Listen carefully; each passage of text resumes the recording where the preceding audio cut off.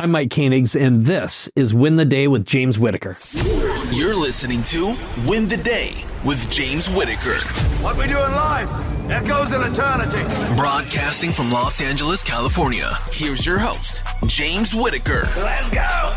Hey winners, welcome back to Win the Day. If this is your first time here, we sit down with some of the world's true change makers to give you all the tips, tools, and strategies to win the day every day. The quote for this episode comes from William Pollard and says, "The arrogance of success is to think that what you did yesterday will be sufficient for tomorrow." Our guest is Mike Koenigs, a business transformer who equips the ambitious businesses of today with the systems, tools, and resources they need to win tomorrow. Mike has worked with major brands and high-profile clients, including Sony, BMW, 20th Century Fox, Best Buy, and 3M. He's also a 17-time best-selling author, renowned keynote speaker, and investor with 5 successful exits. Regarded as a pioneer in teaching generative AI, Mike has spoken at prestigious events for Tony Robbins, Peter Diamandis, and Dave Asprey on the power of implementing AI in your business to better serve your clients, dominate your competition, and have a positive impact on the world while giving you the lifestyle you crave. In this episode, we're going to talk about how to integrate AI into your business for efficiency, productivity, and profitability, how to build a magnetic personal brand, how to create, manage, and leverage high-value relationships, and why the future is yours for the taking. Before we begin, remember that the right bit of inspiration can completely change the trajectory of someone's life. So there's a friend or loved one out there who needs to hear this episode or could use some help to win the day. Share it with them right now. All right, let's win the day with Mike Koenigs.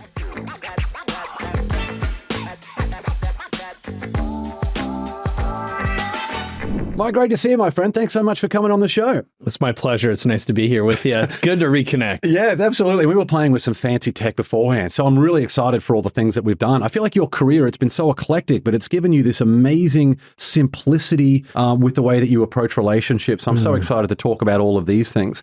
To take us right back, when you were young, what role did you see yourself playing in the world? Kind of interesting. The first thing that came to mind is when I was 5 years old, my mom gave me these they're like little puzzles that you'd put together a job with a person and you just snap it together. And I remember the one that I liked the most was a computer programmer. Now this is back when there were reel-to-reel recorders and punch cards. So I remember the programmer was holding punch cards and I thought, man, I want to be a scientist or a programmer. And I think the day that really changed my life was the first time I laid my hands on a TRS-80 Model 1 computer at a Radio Shack in 1977. And then I touched an Apple II and I was like, that's it. I'm going to be working with technology my whole life. When did Apple become the cool computer? Was that out the gate or did it take them a little while to get going? I know that's a big competition. You know, it was probably 77, 78 is when the Apple II, I believe, came out. It was around then, 79 to 81. I think 81 is when it was hip and cool. And then around then the Apple IIe, if we're really getting super nerdy here. And then the next launch pad was in 84 when the Mac came out. And I can remember the first time I heard the tone of the Macintosh starting up. I was like, and I taught myself how to code and write video games on the Mac. You know, it was somewhere along all that. And then, you know, from there were other little moments in time, but I just loved the thought that there was this tool that could make anything possible. An imagination machine. Yeah, and you and I were playing with the Apple Vision Pro right before we started recording. Yes. How weird must it be for you now to be in something so immersive and so productive? And obviously just the beginning of this new era that we're about to enter into computing. Yeah, I tried it on at the Apple Store. So here's the backstory behind the Apple Vision Pro is when it came out, I'm like, because VR, I haven't been impressed with. I'm like, this is so annoying. I hate the controllers. And I saw the videos and I think Tim Cook is the most boring human alive. He's like a dead snail with mold growing on it in terms of charisma. But no offense, Tim, in case you're watching this. But yes, he's a big fan of the show. Yeah, I'm a big fan of the show. But it was the only Apple product in history that I didn't place the order for the best one right away. The only one.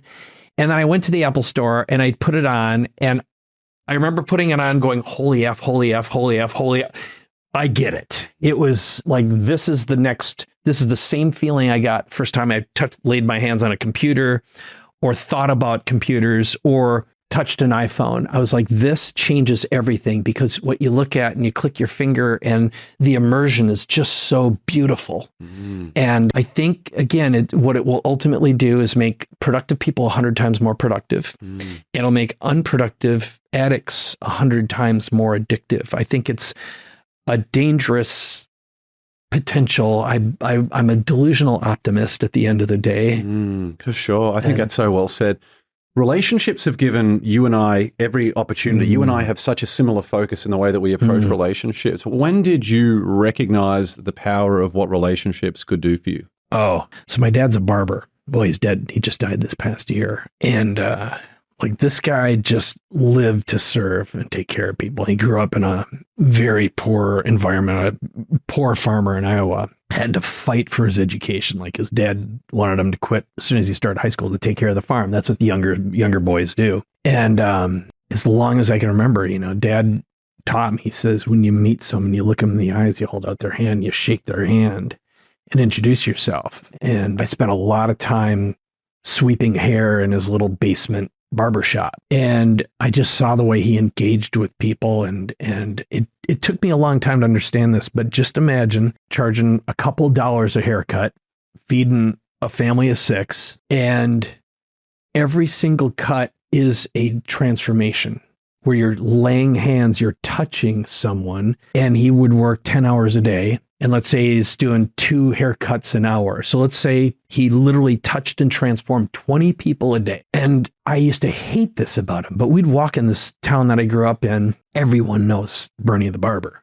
And it's like, Bernie. And I can remember one time I was putting graffiti on something and someone stops and says, hey, you're Bernie's kid. He'd be ashamed if he saw you doing that. And it's like, I couldn't get away with anything. Thank God. So I think I didn't understand how deep touch went. I don't know how else to explain it, but it all comes from my dad. It's so interesting. Obviously, stuff that you remember so vividly today. What was then the tipping point for you to move away from that and to have this career? Obviously, it's not all been an upwards trajectory. There's been a lot of failures, as it is for all of us along the way. But was there any particular mentor or tipping point along the way that really helped accelerate things for you? So the story I told myself a long time versus what the truth is. Okay, like I said, the delusional optimist living inside his own hallucination for a long time, and I'm still climbing out of the hallucination. Not that it's bad, but the best way to answer that was, I grew up saying I have no mentors, I have no peers, and I hated the little town I grew up in. I mean, I grew up in a town of 1,700 people, and I felt like an alien my whole life. And I'm the computer kid, right? I was the kid who, in Little League, I'd get to play the last inning. They'd put me in left field where I could do the least amount of damage. And when the ball rolled by me and everyone was screaming at me and I didn't hear them, I was catching moths with my glove. I was that kid. All right. And it wasn't that I wasn't athletic. I just had such severe ADHD and I lived in my own little world and I didn't want to be there. I hated being a kid. I hated it. Like, to me, life began when I turned 18 and I had freedom. So I had a lot of mentors, and I had, like, my dad was a great mentor. I think I took it for granted because that was my normal. And you and I were talking a lot about raising kids before we began today. But I had amazing friends. I was sort of like probably the most charismatic nerd. And I had nerd friends who were also great musicians. So I played a lot of instruments and we had garage bands. I was doing a lot of technology stuff early on, and I loved to read. But I can't tell you I know the moment, but I was raised a Catholic. I went to Catholic school, and I had a priest who was my principal, and he was kind to me. I haven't turned that one on in a while. Father Schneider, that's his name. Schneider, He married me the first time, and I still stay in touch with him. He buried my dad too. We were talking earlier about a book manuscript I'm working on at the moment. One of the things I put in there was a kind sentence from a teacher that they would never even remember at the end of the day can be an enduring memory for a kid for the rest of their life. Yeah. Or one that gets activated. Like, I think, losing my dad this past year, I wrote the eulogy. I said the eulogy, and it was by far the best speech I've ever written. It's 9 minutes long, and I made it about him. It wasn't about me. And I wrote my own eulogy with my son in mind.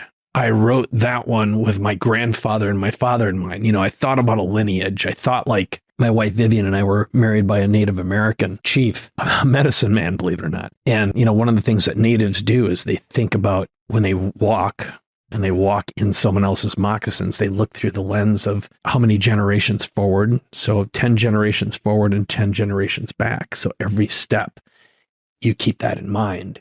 I'm way over answering your question, but when I analyze, what matters most now, I'm thinking not so much through legacy, but what actually matters. What do you have to show for your life that matters? Yeah, it's interesting. Once you become a father, to me, it's almost like the relationship with your own father no longer exists in isolation. You can only look at it through the lens of having your own son. Wow, I got to try that on.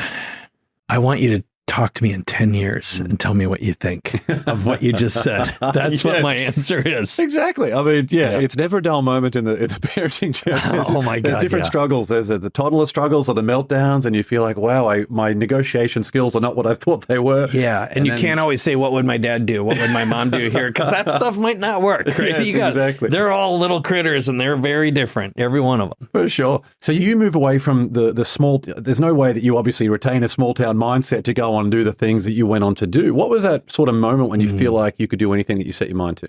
Man, I'll tell you what I did growing up. I used to keep a backpack packed in my closet. I wanted to run away from home and go work for Apple Computer, go meet Steve Jobs and Wozniak. And I was like, I'm going to go program for Apple. Of course, I would have been so ill-equipped to do that. I did leave home when I was 18. I wrote code, and then eventually I started a digital marketing agency with, at the time, my best friend, who was also a filmmaker. So we were working on movie scripts and writing stories and going to film class and doing video and back then film even. And that was in Minneapolis. But because we combined entertainment and code, and this is pre-web days, we were doing floppy disk sales presentations, screensavers for Sony and Columbia, TriStar at the time, they got bought by Sony, 20th Century Fox, movie stuff, movie promos, and then CD-ROMs. I'm trying to think of what year it was, but I'm going to just say it was like late 80s. We got a gig with 20th Century Fox, and then they saw me post one of our screensavers on CompuServe. Pre-internet, okay? So back then, America Online was brand new. There's Apple Link and CompuServe and maybe Prodigy. And then one of the Murdoch sons saw our work, and they had another service, dead now for a long time, called Delphi. But we started getting calls from the entertainment world. And I went to LA for the first time. And I remember getting off the plane and smelling jasmine trees. And it was like February. And I'm like, this place is alive. I grew up in Minnesota where it's cold as hell. The weather sucks. And I hated being cold, right? And it's like, to get out of this hell. And I'm driving. And I remember Steven Spielberg had a restaurant. It was called Level or something like that. It's right on Santa Monica Boulevard. Going on a studio lot for the first time. And getting behind the scenes. And then we started getting tickets to musical events. And then we did a gig for Todd Rundgren. And then that led to we worked with a music company. David Bowie was a client. Todd Rundgren was a client. And I'm just this poor kid from Minnesota, right? I got nothing. So I think I had an abundance mindset. I didn't know how to behave in a world that was sophisticated. I just didn't have the tools. And I didn't know that I didn't know, right? I was just this ignorant boy. And I was too dumb to be humble, I think. There's that quote about like once a mind has been expanded, it can no longer go back. It can't be reshrunk back to what it was. And it sounds like you being in that environment in LA, which was very much for me. Like I grew up in the third biggest city in Australia, Brisbane, beautiful place. Oh, what a great city. Yeah, I love Brisbane, Australia. man, yeah. And then to come back, the very first weekend that I'd moved to LA, I'm at the rooftop of the Irwin Hotel in Venice. I'm just looking around the city. Hell yeah. There are people everywhere. There's a fire at the Santa Monica airport. There's police helicopters everywhere. And I just felt like, exactly, sensory overload in this town, in this huge market of America. And it's such an inspiring environment to be. Maybe for a while you can make it, and then you won't, and then you will, and then you won't. It's like, no, this is not a forgiving city. Yes, right? exactly. Yeah. And one thing I do love about LA is, though, that people seem to come here to follow their dreams. And that's cool. Hell yeah. Yeah. I think California, to me, like I've lived in San Diego now for 22 years, and it's still my favorite city in the United States. My wife grew up in a slum in New York, 110th in Amsterdam. She is a New York girl through and through, man. She grew up like, we put our son on the subway by himself when he was 8 years old. That was one of her big dreams. It's like, my kid's going to know the subway system. Her mom is staying with us right now. She's 91, still lives alone in Queens. She's a Holocaust survivor. It's like, so again, what a world. And just imagine being an immigrant, Jewish, landing in the US in the 40s in New York City, what your brain would have done, right? Absolutely correct. Thank God for that contrast. Thank God for these unbelievable opportunities. Yeah. I think it doesn't matter where you grow up. Like even growing up in LA, just to go somewhere else to give you a different perspective is so valuable. And now, speaking of perspectives, I mean, you rub shoulders and are friends with the top of their tree in every domain, really. We mentioned some of them in the introduction, like Tony Robbins and Peter Diamandis. Is there a particular piece of advice or a particular quote or something that you really remember or have applied in your own life from a mentor? Oh, well, I'm surrounded with old mentors right now. Dan Sullivan turns 80 this year. I do a podcast with Gay Hendricks, who's 79, Big Leap, and then Brian Tracy. So I'm going to answer your question with a Brian Tracy quote. Our lives are changed by the people we meet and the books we read. And I don't even know if he originated that, but Brian is an incredibly wise guy. I think he just turned 80 and he's got a walker now. It's hard to watch my friends, and I'm close to some older men. So I think that, and Tony Robbins has so many. I'm trying to think. He said our lives, who you are is the sum total of the top 5 people you spend your time with. And that's kind of cliche at this point, but that matters to me a lot. It's like, who do I spend my time with? I would have to think and see if I can come up with some more. Dan Sullivan's just filled with them, I thought that shortlisting one would be almost a fool's errand, right? Again, I've got a flood of memories. For some reason, I'm so nostalgic right now. I think I've been in a deep heart space for a week here, and I'm raw. I don't know why I'm so raw. For sure. And the power of a personal brand, that's a huge superpower of yours. When did you first realize the power of a personal brand, and how have you been able to leverage that to big opportunity in your life and career? Was a kid who felt like a nobody. I used to watch Johnny Carson, and I loved, I still do. I love great interviews and interviewers. My son and I wrote a little book, and it's the top 50 people with their top 25 interview questions. We used AI to create this book. So I think what I did is I imagined myself doing interviews with famous people, just like Johnny Carson. And I was just watching an interview with Bill Maher and Martin Short, and both of them used to do the same thing. They practiced doing interviews. So I think theater of the mind was something, if you're an imaginative kid and you feel poor and you don't know why you're not clicking or why you're not popular, I think I really got interested in famous people and deconstructing, why are they so interesting? What is this thing? I didn't know what charisma was. I knew it when I saw it, right? But you don't know how to manufacture that. So if you fast forward a little bit, and my nerd buddy and I ended up making a feature film. He wanted to make it in Hollywood. So we ended up getting mentored by a guy named Dan Buchanan, who worked with the Coen brothers on their first movie, Blood Simple. And he'd be like, boys, what you need is a dynamite screenplay. You need a dynamite screenplay. And we didn't know how to capture that, right? But we knew we wanted to be in Hollywood and dance with be taken seriously. So we studied storytelling and filmmaking. And then when we did what was called interactive multimedia, video games, it was like, how do we combine filmmaking and video games? And then again, we got a bump from Hollywood. So every step of the way, we'd meet celebrities. We'd work with celebrities, and it'd be like that saying of, holy cow, they sucked the air right out of the room, the oxygen right out of the room. And the first time I met Tony Robbins, I was like, someday I'm going to work with that guy. I was just a kid in the audience.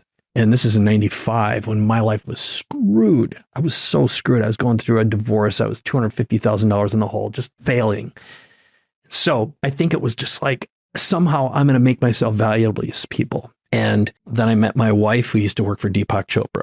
So she had been around celebrity. And then I met the publicist who had worked with Wayne Dyer, Neil Donald Walsh, Louise Hay, Debbie Ford as her sister, as Ariel Ford.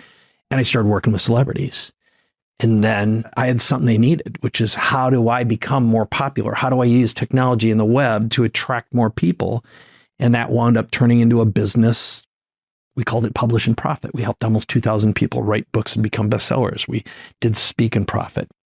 A buddy of mine, Ed Rush, who taught people how to speak. And then we did media training. I built studios. So it was like this incremental fascination with, how do you activate a message and get your word out there? How do you create engagement? How do you make people want more of what you have? And so I learned how to write copy. So Again, it's a sequence of stuff. Yeah, and you touched on it there when you said value. Once you have these relationships with people already solidified, if it's just someone whose name is in your phone and you don't feel comfortable reaching out to them, then it's not really a relationship. I mean, the people out there who are friends of yours, contrary to what you may feel in a difficult day, they actually want to help you, but if they don't know what help you need, then they can't help you when they want. We'll be back with the show shortly. I've got a quick question for you. Are you living up to your potential?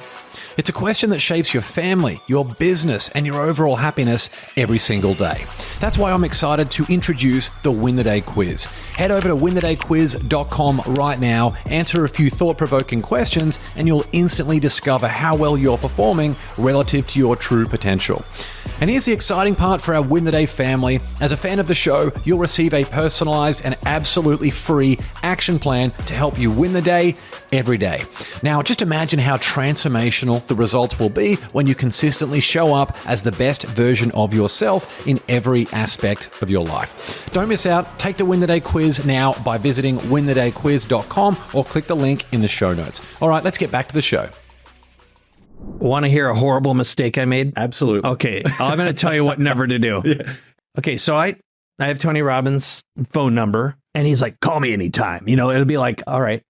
Now, here's the reality. Unless he's calling me and he needs something and wants something, I can get 30 seconds of his time once in a while, right? Because he's got 100 companies. He's in front of millions of people. He's got everyone wants something from him. And it better be a really, really clean, articulate ask. So the most ignorant thing to ever ask someone who's got relationships with celebrities is, hey, will you put this thing in front of them and find out if it'd be like, no, here's the deal. And this isn't about the money, but that 30 seconds is worth millions of dollars to me. And I am not going to screw it up, because if I put one stupid thing in front of one of my celebrity friends, they won't take me seriously, and they know I have no filters and I'm an ignoramus. Okay. So you better prepare your ask and your message well.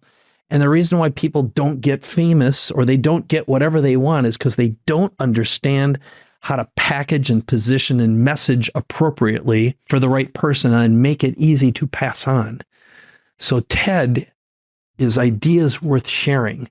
You got to live inside the mind and the heart and the pain and the joy of an audience to create something freaking magnificent. So my biggest mistake was, not biggest, it's one of my stupid ones. I spoke at Tony's home, taught AI there. And afterwards, he was just like, holy cow, this is amazing. He says, what can we do together? You know, what's this? He goes, give me a proposal for whatever. So I went home and I made a really good proposal. But I got Imaginitis and I ended up making like a 12-minute video. A handler reached out to me and slapped my hands and goes, who the hell do you think you are? And I knew better, right? After all this time, I knew better. But my optimistic, delusional mindset got hold of me, and I thought about all the possibility and potential, and I didn't make it easy to say yes to something in 30 seconds. So, boy, I don't know how to unpack that. You can unpack it with me, but that is the answer. It's like TED Talks are how many minutes? Sure, 15 minutes or whatever it is, depending on the event, but yeah. You can change the world with a great speech. You can motivate an audience with a 30-second commercial. Yeah, exactly. Okay? That's hard. And exactly, that's the real, you mentioned it there before, like a few minutes ago, like so much value just there. Rewind 3 minutes and listen to what Mike said about these relationships. You mentioned clean, articulate ask. The amount of times that I get people who approach me, as I know they do for you too, to connect with someone that they know is in our network. Just got one today. I got one. It was so badly written. And I had another one. Someone said, hey, will you put this in front of Tony? And it was such a stupid idea. It was so dumb. And it's like, why would you ask such a stupid question? I mean, it's like unforgivably dumb. Or if it's 500 words, it's like, I don't want to read this. You think the 9 people you got to go through to get to Tony beforehand are going to want to read it? Like it needs to be so good. And I think people, if we really look at this from like a bird's eye view, people are looking for a magic bullet. They want the result. And they think by sending them the email that the other person's going to be able to give them the opportunity, but they haven't turned themselves into the person worthy of attracting the success that they desire. That's where turning yourself into someone of value, getting access to inspiration on an ongoing basis so you can build your network, and figuring out what you can do to provide as much specific value as you can to other people on an ongoing basis. All of that stuff will come to you when you're ready. I got a juicy one for you. You want to hear another Yes. really big, like, this is the kind of mistake that, so one of the first information product I ever produced was called Everything You Should Know About Publishing, Promotion, Publicity, and Building a Platform by Ariel Ford, which at the time I didn't even know what that meant, but Ariel was the go-to person. If you wanted to be on Oprah, you went through Ariel. Ariel was known for being the biggest publicist at the time. Wayne Dyer, Deepak Chopra, all these other super famous people in the personal development who ended up being on like The Secret later on. I met her through my wife, and actually I met her in Egypt the year before I met my wife on a trip with Wayne Dyer and Deepak Chopra. But that's a different story. Here's what happened. So we were talking and she said, I'm going to get out of the publicity business.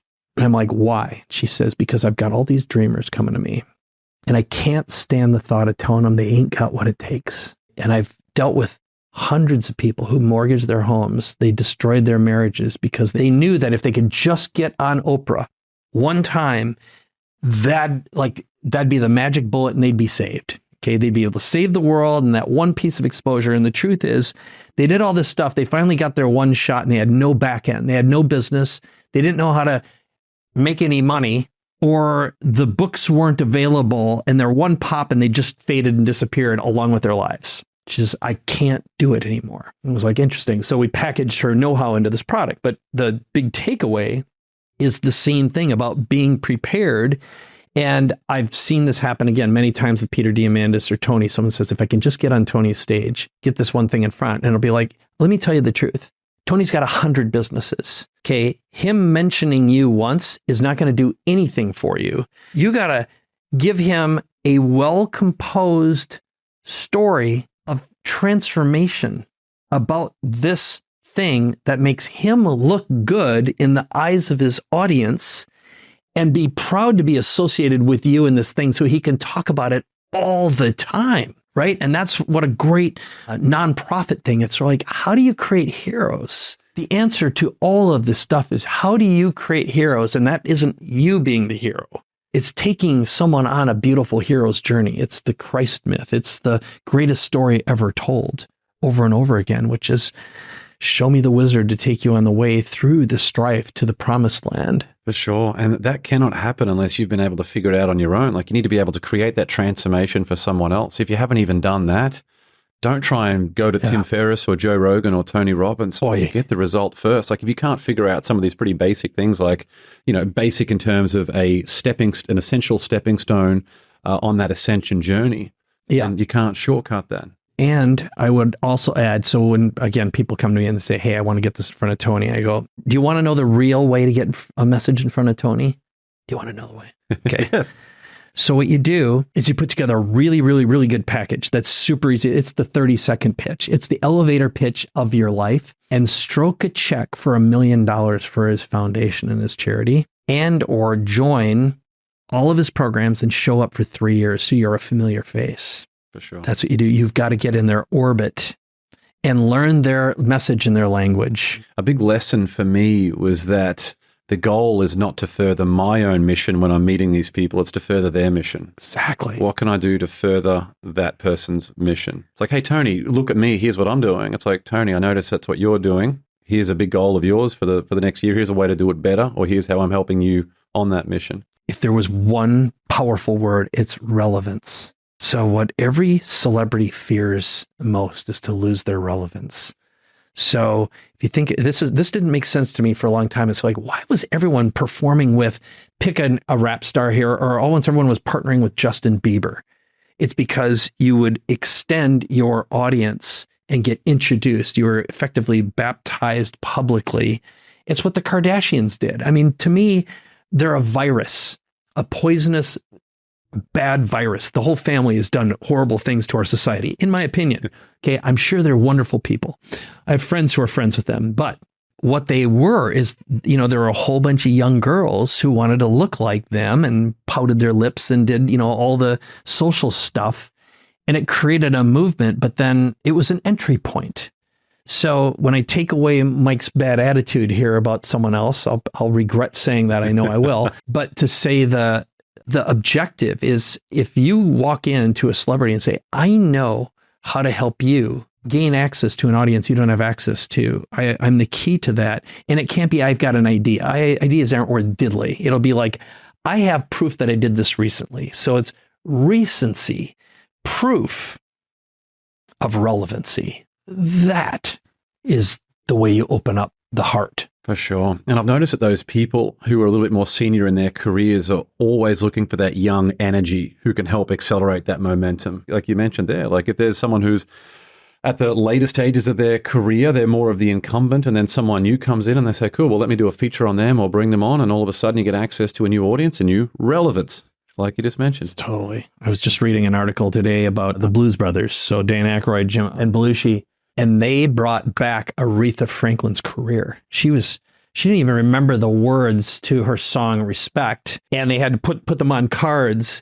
And Ray Charles was there. And like Ray Charles was struggling. A bunch of these old blues players were, and then these two white boys show up and made this movie. And it was a disaster in a whole bunch of ways.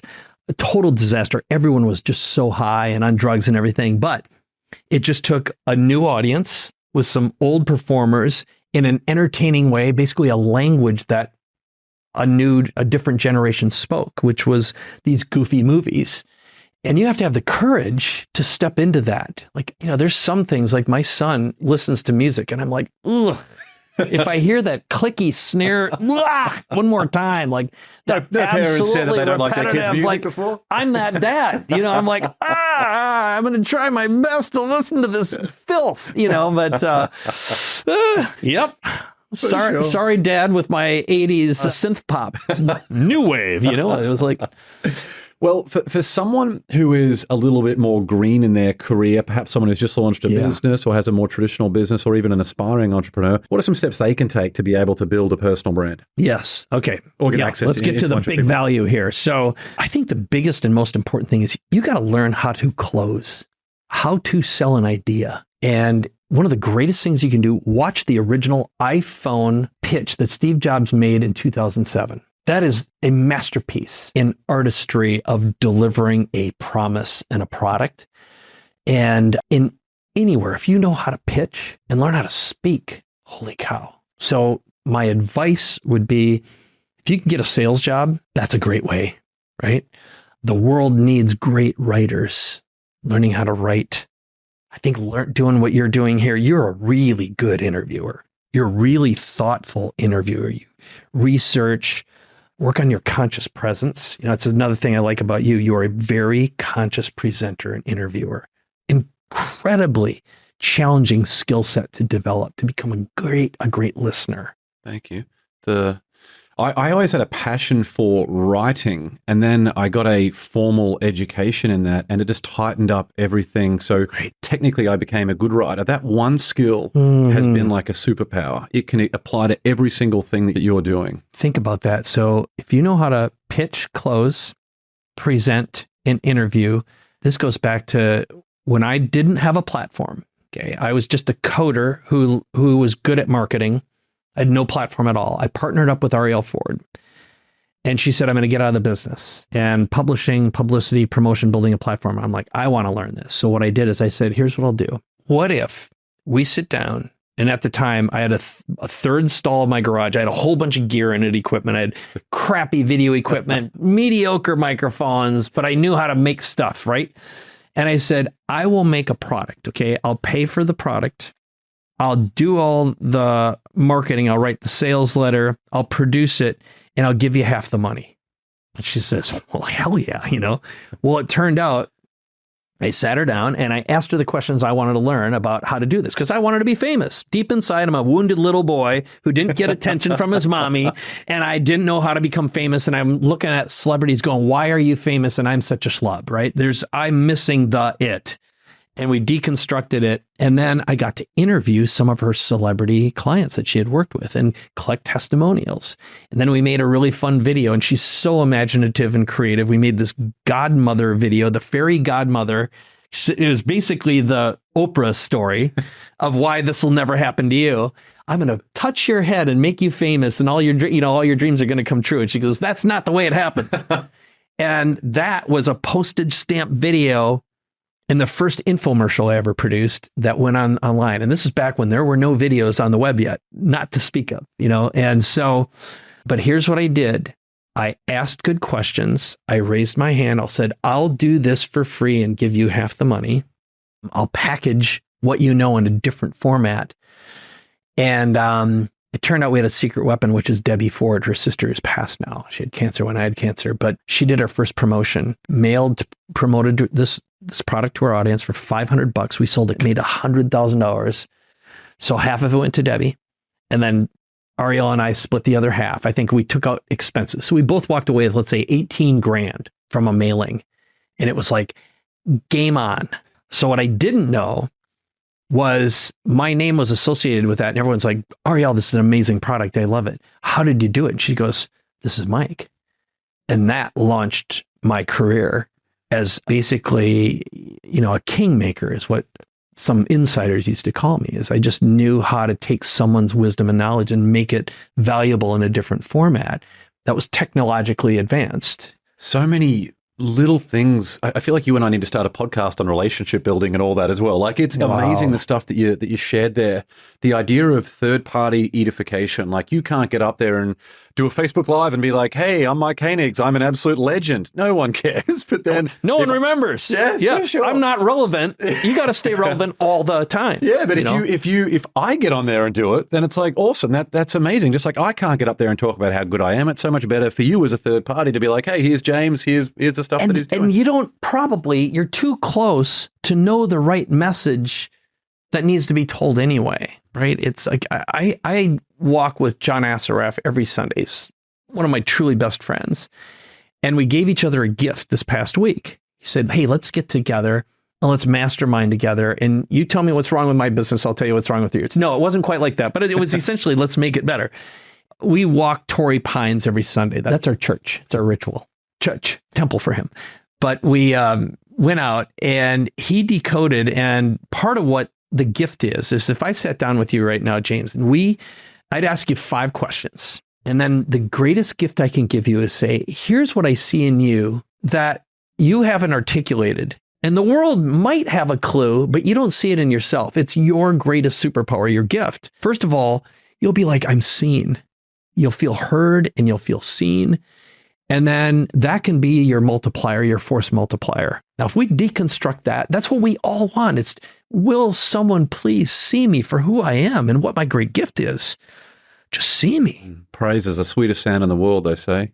If it's real and it's raw and it's something you don't even see in yourself, right? Yeah. I see a greater version of you don't even see in yourself yet. Yeah, for sure. That transfer of, a lot of people that I work with and that you've worked with as well, I'm sure, it might be a temporary thing, but you can tell that they lack that belief. For you to transfer what you see in them into them is a huge thing. We call it the transfer of certainty. And this is another one. I'll give you another nugget on how do you build your platform. It's creating your TED Talk. The framework is you open up with the car crash moment. Okay. What is the greatest pain that happened in your life that is absolutely relatable to the audience in a language and a message they understand? Followed by what I believe, what I stand for, which is the goal is you want to polarize the audience. You want to have them pick up, that's me. Okay. I'm just like you. Tell me more. Obi-Wan. Krishna. Yes. All the insert heroes here are the wizards who take you on the journey. Yoda. But then, what I'm going to give you, what you can expect to get. And then you teach 3 lessons on life that are totally relatable to get someone to the other side. As I like to say, get paid, get laid, live forever. So how do I help you make more money? How do I help you raise and elevate your status, your attractiveness, your beauty, your longevity, right? And then live forever is greater health, greater vitality, longer life. And the 3 of them together is a better life. Why do you and I have iPads? Because we believe that Apple products give us a better life, help us make more money, be more creative. It still is a status symbol, right? And with it, maybe access better life. Yeah. It's the perfect package. For sure. We've mentioned AI a bit today. Yes. Can you take us into some of the things that you're doing in AI or some of the things that you feel like businesses should be implementing to get the most out of this new technology? Yeah. So let's do an imagination first. So imagine, James, that we had a partner that knew everything. And if you just asked it great questions, it could help you create anything without limitations of time, money, people, team, knowledge, education, or status. And that's, again, AI, the first time I really used it, it was just like the first time I touched a computer. I touched an iPhone or put on, and I've been dabbling with it since the 70s, believe it or not. I mean, AI's kind of been around. It just didn't have the horsepower, the engines, or the training. But now what we've been doing with it is, first of all, I was lucky. I was one of the first to talk about it. So Peter Diamandis called me up and said, hey, will you come teach the Abundance 360 community? And I'm like, no. Of course I said yes. So, and I showed him what I was doing. He's like, this is perfect. Okay. So we got prepared, presented with my trainer, Tom, and did like a half a day training. And from there, we created a training product. So now we are doing training. We do fractional AI, and then we're building apps. So here's what I'm most excited about. Like what I'm doing for the podcast right now. 2 weeks ago, I was with JJ Virgin and her integrative doctors. They're mostly docs. So they're out changing the world, and they're not bucking the medical system. Let's put it this way. They have better ways of keeping you healthy and extending your life that sometimes are looked down upon by the drug companies and traditional medical institutions. Okay. Are we clear? Stuff that works really well. And they have a problem. How do I get and become relevant? How do I get my message out to the world? How do I write more effectively? They're so frustrated because they're working in their business, grinding away. And it's like if they could get one automation that'd give them 2 hours or 8 hours of their time back or be more effective. So here's what I did from stage, and I'm going to do it with you and for you today. So I showed them 3 tools. One is a product called Otter.ai, which I'm recording this with right now, and I can look at the words coming out of your mouth and my mouth. It's good for my ADHD brain. And then we can summarize it and basically turn this into a little book or a newsletter. There's another tool called Oasis. So it's at theoasis.com. You can talk to it and then click some buttons and it'll turn everything you've been talking about into an email, into a blog, into a LinkedIn article, a podcast, a TED speech, a New York Times article. It'll summarize all the big ideas and quotes, just like that. And then there's another tool I love. It's called Cast Magic. You're probably using it, maybe not. So you import your podcast, it identifies the speakers, and then it does like all the time codes. It writes the opening speech. It comes up with 10 different title ideas for your podcast. And it's really good. And then you can talk to the transcript and ask it to do things. So I can say, I want you to write an outbound email in the voice of Mike Koenigs in first person about the great interview I just did with James Whittaker, and include the top 10 questions that he asked and summarize the responses I made, and include a PS line to make sure that you subscribe to win the day. Okay. Boom, spits it out. Instant. So here's what I did with all these people is I said, and then we built a bot that could speak like them. Because here's the frustration everyone has. If I could just get something that would know how I speak and how I write and write like me, because copywriters drive me nuts and they usually fail and they take too long and 3 weeks later I get crap. So in an afternoon, we did all these things, and I had people creating products, writing speeches, creating entire presentation decks. Some of them wrote entire email marketing campaigns that they had been working on for 3 months. And I said, who here just saved themselves a $75,000 a year copywriter? Boom, boom, boom, boom, boom. Every hand goes up.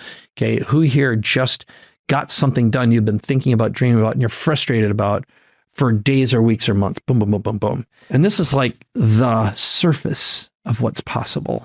There's like 1,000 new tools being produced a week right now. It's unimaginable. For sure. Are there any specific plugins or anything like that you have for your computer that you'd suggest for people? Yes. So the first tools right here that I gave you are the Oasis, Otter.ai, Cast Magic. Those are so powerful for any kind of content to help you ideate and imagine. Right now on the GPTs on OpenAI's store, there's so many to browse. I think what I do every day, and I'll give you another tip, and I'll give you a link for this too. I use a plugin called VoxScript, VoxScript. And I'll give you the link. It's my website, MikeKoenigs.com/3030. I'll send you right to a YouTube video where I teach this thing. But basically, we could take any video. So imagine right now, if I just said, hey, James, what's something you want to learn about right now that would add value to your life, either personally or professionally, that you want to do, learn, or know more about? Say social media automation? Great. So what I'd say is, so my daily routine right now is we could go to YouTube right now and look up social media automation, and I'd find maybe some of the most recent, popular, highest hitting social media automation. So I'd go social media automation. So I just put this inside media automation. I'm recording and it interrupted itself, but I'd find some videos. I could put this up for the camera, and I'd find a couple that I thought looked interesting that are maybe, they're usually like 10 to 20 minutes long. They could be 30 minutes long. I grab that link and I'd paste it into VoxScript along with a prompt I developed that effectively says, I want you to summarize this video and turn it into an SOP, a standard operating procedure that includes every link mentioned, every script mentioned, all the text and copy, and then create an email for my executive assistant or social media manager describing how this would be a very effective tool for you to start using, and include a link to the step-by-step SOP, recommending that you follow up with a 10-minute description of how we can use this in our business to increase our visibility online. Okay. That's a compound prompt. For sure. So we paste that in, hit enter, this thing goes out, it grabs the transcript, it turns it into an SOP, and then the email. So what I do in the morning is I find like 3 to 5 things that I really want to learn. That's one of them. I summarize them. Some of them I do, some of them I hand off. And like just yesterday, for example, I found a really, really good video on YouTube thumbnail creation that was like good. And I'm like, I send it to my social media manager. I said, this is what I want to do. Boop. By the way, here's the SOP. All the links, everything in it. And it's like at a glance. So you can consume 30 hours of content in about 30 minutes, cherry pick the best stuff. And again, my goal is to find the who's who can make the hows happen. And some of it's just absorbing the knowledge so I can delegate with courage and enough wisdom to be able to answer good questions. For sure. I want to be really clear on this for people to understand, like you've demonstrated some of the power of it.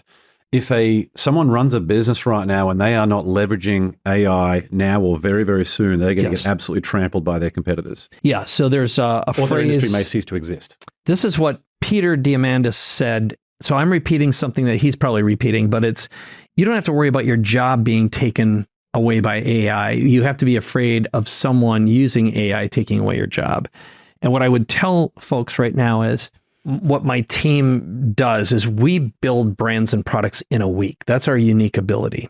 It's an unusual skill set, and we can create like the product, the brand, all the messaging, all the stuff. I couldn't possibly do this with this small team I have without AI. You can easily be 2 to 10 times, I'll say 2 to 5 times more productive with it. The real question is, what are you going to do with that extra time? Most people dabble and, waste time instead of being effective, creating value. If there are 3 levels, I call this the trillionaire mindset. Level 1 is using these simple automations like I just showed you here. That's the millionaire mindset. Just be more effective and make more money, save yourself time and money. The second is to automate. So if we broke down right now and I interviewed you a little bit about your automation needs, we could probably either, Lego construction set a stack of apps or build something and prototype it in a few days with the team. But here's the big idea. The trillionaire mindset is commercializing it, because I guarantee you everyone wants to automate their social media and do it better. So what if we built an app that we could charge $1,000 a month for? We had 100 subscribers. That's $100,000 in monthly recurring revenue. Okay. That's 1.2 million a year. The value of an MRR, monthly recurring business like that, is 10 to 20 times revenues, not EBITDA. So that's a $12 to $25 million company with 100 customers. Well, what if that were 1,000 times 10,000? Okay, it's 10 million a month. It's 100 million. That's $1 billion company with 100 customers. That's going to start happening. We're going to have trillionaires amongst us in a few years. Elon and Bill Gates and Bezos are nothing compared to what's happening next. Very interesting. Very interesting. Last question now, Mike, before we get into the rocket round. On your best day, what's an affirmation that you would write on a flashcard that you could show yourself on your worst day? My flashcard is my wife. She's like, breathe, stop and breathe, slow down. It's a good one. Like you and I were chatting about some of the struggles of family stuff a little bit. I shared some of the things I was going through. And Yeah. every morning I write down what 3 things will I do to make today a win. And if it's a day where I know I'm going to be up against it. What was today's? Sometimes I actually forget, but sometimes I write. Actually, one of them would be like bring a good energy into the podcast interview, for example. But one of the ones from earlier this week was breathe and relax, or breathe and enjoy. They're often the ones that I put in there just to be able to say, to remind myself, like, cool, let's just be present and just enjoy what happens, because it's our expectations that seem to make it so frustrating. Like, hey, I'm going to fly first class. And then you get off there being like, hey, that sucked. But if you fly economy, you're like, I had no expectations. I thought that was going to be the worst 14 hours of my life flying to Australia with kids. And you're like, look, it was not as horrible as I thought. It's still horrible, but I'm feeling okay. I'm here. That's what Benadryl's for. I kid. Seriously, I know another one is like one great thing. Just make one great thing. That's one. And the other one is, this is one I just did yesterday. So this is very heavy on my mind right now. It's simpler and fewer does not mean less. So more can be an infectious disease. So more is increasing quality, not quantity. And as a cancer survivor, one lesson I learned was, to me, living a long time, like if 30% of it is in pain and my body parts aren't working right, a long life isn't what's important. I want to go like, just fall off, drop dead the next day. I had no pain, no suffering. So it's suffering less is very important. That means a lot. It has different meaning to me now because I lost my dad to dementia. My mom's in the later stage of Alzheimer's. I'm watching these poor people suffer, or watching it's like, ugh, you walk into a room and it smells like poop. That ain't a great life. That pursuit of simplicity as you get older. I think when you have kids, when you're aware of your own parents' mortality, all of those different things, involved in different business ventures. And it's been a big part of my life the last 2 years, is just removing myself of all that stuff, concentrated, aligned effort. I think you've done a great job of saying no fast. One thing I believe about you is that you don't live in the messy middle, right? It's sort of like, make it a hard yes, make it a hard no. Don't live in the messy middle. I went on too long, but that's a very good question. For sure.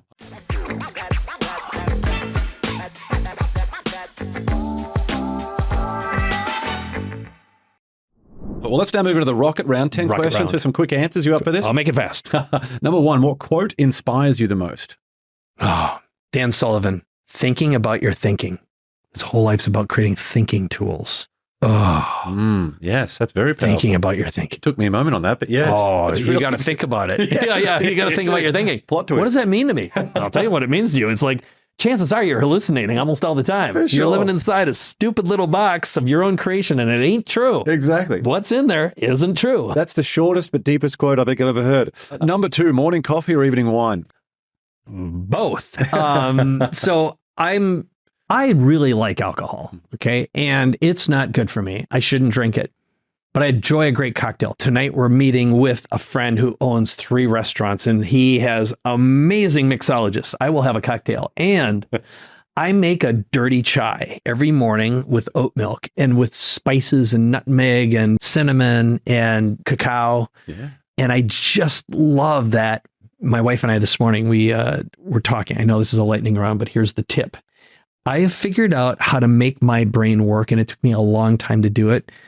I don't eat until usually 2 or 3 in the afternoon. I wake up, I have some morning coffee, I get in my zip, I get in my mood, I try to put on my Dan Sullivan, surround myself with my mentors in my head, my Brian Tracy, my John, my Joe Polishes, my Ariels, and I try to make them proud of this day. And I can do that in 6 hours and be very, very productive. Yeah, I love that. Number 3, what's one bit of advice you would give your 18-year-old self? Focus on the one thing that creates the most value and recurring revenue. I spent so much time trying to hit the big time, making the big thing. And I didn't learn enough about my brain to know that I'm really good at the front end innovation. I don't like running things. I'm terrible at it. I'm an operational nightmare. Okay. I've had really good operators, and I didn't have the humility to let them in to control me, and my ego got in the way. Number 4, what book do you gift the most? Or is there a book that contributed most to the mindset you have today? God, yeah. So my favorite, most recent one is Rick Rubin's On Creativity, I believe is what it's called. I gave that to everyone for Christmas this past year. And then any of Dan Sullivan's books, but 10X is easier than 2X, The Gap and the Gain. They're magnificent masterpieces. They're so good. Absolutely. Number 5, was there a vulnerability you once hid within that became your superpower? Oh, I cry. I cry easily, and I'm not afraid to cry. Number 6, what's one thing you've learned about failure? Well, it sucks. I hate it. I'm not going to lie to you. That's a real answer. Yeah, I don't think we've had it that directly on the show before. When you make iteration fun, engaging, like Elon Musk says, and he doesn't exactly say this, I'm paraphrasing it, but I use it now, which is, if you want to get to Mars, you got to blow up some rockets. Iterate and innovate, iterate and innovate. It's so much fun when you create iteration and innovation partners. Like, I know you and I could just sit around, we could make something really cool up and make it real really fast. My God, that's what life's all about. Can we create together? Good. So good. Number 7, if you could sit on a park bench and have a conversation with someone alive or dead, who would it be? Well, I'd love to have a Nikola Tesla conversation. And then obviously, I think my dad, I've learned so much since he's passed and I understand him better. I'd like to have one more super real conversation with my pop. It's like writing a book, isn't it? These relationships, even when they are officially done, it's just, you always have these conversations that go through in your head and you're always learning so much in retrospect about a situation. Yes. Number 8, I'm very, very interested for your answer in this one. What tool or resource best helps you run your life or your business? It's my iPhone. I just finished my 18th book. I have 2 more in production right now. I don't let a minute go by unless I'm meditating or in manifesting mode, which is when I just let things alone. Like, I write nonstop. I talk to my phone. I'm communicating with and managing hundreds of deep, meaningful relationships that are intimate. And I do it asynchronously. Like, I don't make myself available to anyone but my closest friends in synchronous time, but I'm a very asynchronous lover. Yeah. I love it. Number 9, share one thing on your bucket list. So my wife and I have property in Pescadero, Mexico, right next to Chip Conley's place, which is an hour north of Cabo, and it's near Todos Santos. It's on the coast, and we're building a community there. Just imagine people like us who get to create together for the rest of our lives. And we also are building a beautiful place in Malaga, Spain. So the bucket list, I'm making it happen. And the bottom line is, don't want this to sound dark, I will die with my closest people next to me. That's my bucket list.